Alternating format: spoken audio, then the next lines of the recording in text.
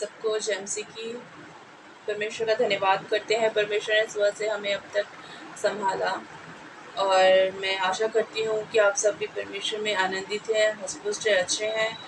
और अब हम पढ़ने जा रहे हैं भजन सहायता।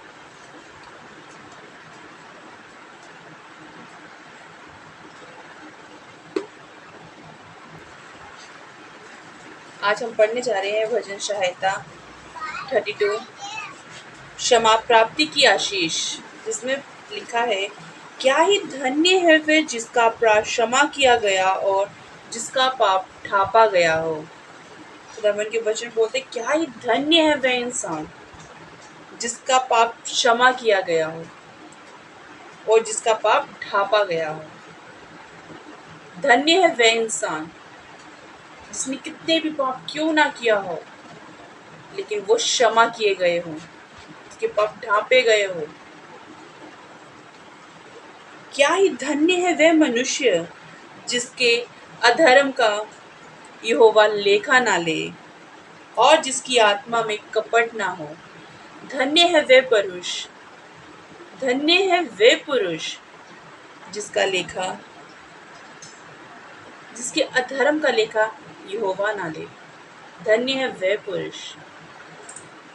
जब मैं चुप रहा तब दिन भर कहराते कहराते मेरी हड्डियां पिघल गईं, क्योंकि रात दिन मैं तेरे हाथों के नीचे दबा रहा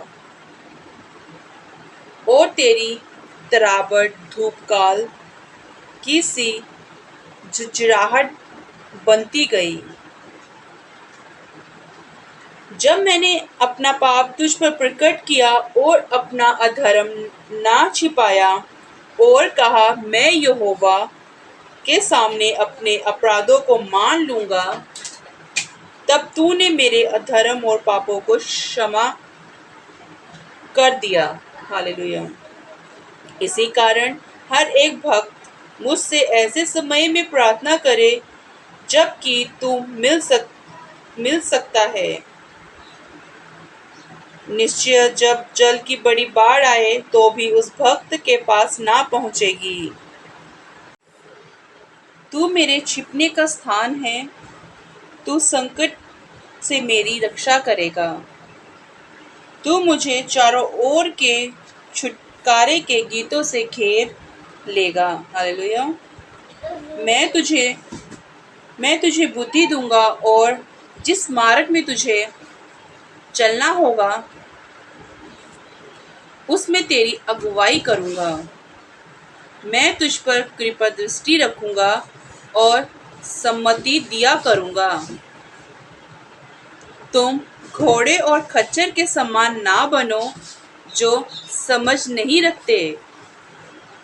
उनकी उमंग लगाम और रास से रोकनी पड़ती है, नहीं तो वे तेरे वश में नहीं आने के।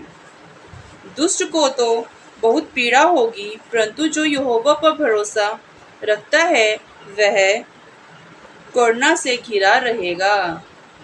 धर्मियों, यहोवा के कारण आनंदित और मगन हो, और हे सब सीधे मन वालों, आनंद से जयकार करो। हालेलुया। इन वचनों को पढ़े और सुने जाने पर 100 गुण आशीष और फल मिले। परमेश्वर का धन्यवाद करते इन वचनों के लिए और परमेश्वर से प्रार्थना करते जितने लोग ये वचन सुन रहे हैं, परमेश्वर खुदाबाप उन सब के जीवनों में ये वचन 100 गुण आशीष और फल लाए, उनके जीवनों में कार्य करने पाए। सच में धन्य है वे इंसान जिनके पाप परमेश्वर क्षमा करे। सच में जिसका लेखा परमेश्वर ना ले। धन्य है वे इंसान। परमेश्वर के वचन में इसमें 8 में परमेश्वर बताते, मैं तुझे बुद्धि दूंगा।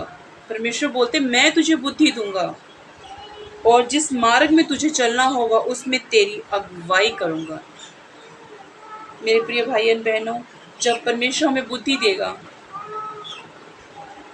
और वो हर मार्ग में हमारी अगुवाई करेगा, तो हम हमेशा सही और नेक रास्ते पर चलेंगे। क्योंकि जब हम अपनी बुद्धि से काम करते हैं तो हम ज़रूर उसमें हम अपने कामों को सफल नहीं कर पाते हैं।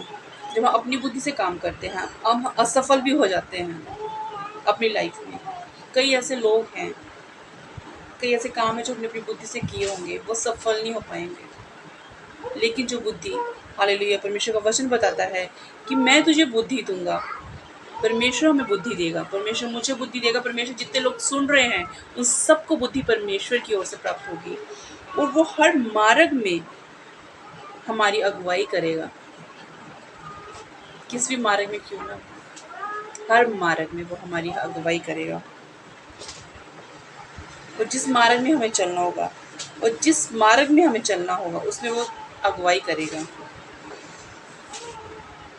इसलिए परमेश्वर का वचन बोलते तुम घोड़े और खच्चर के समान मत बनो, क्योंकि जो घोड़ा और खच्चर है उनको जो भी मतलब उनकी जो उमंग लगाम में होती है, उनकी जो लगाम होती है उसमें होता है, उनको कंट्रोल उस लगाम से करना पड़ता है। हमें उनकी तरह नहीं बनना है, हमें अपना भरोसा परमेश्वर पे रखना है, तो परमेश्वर के बताए रास्ते पे चलना है। परमेश्वर ने हमें वचन दिए हैं, इन वचनों को पढ़कर इन पे चलने वाला बनना है।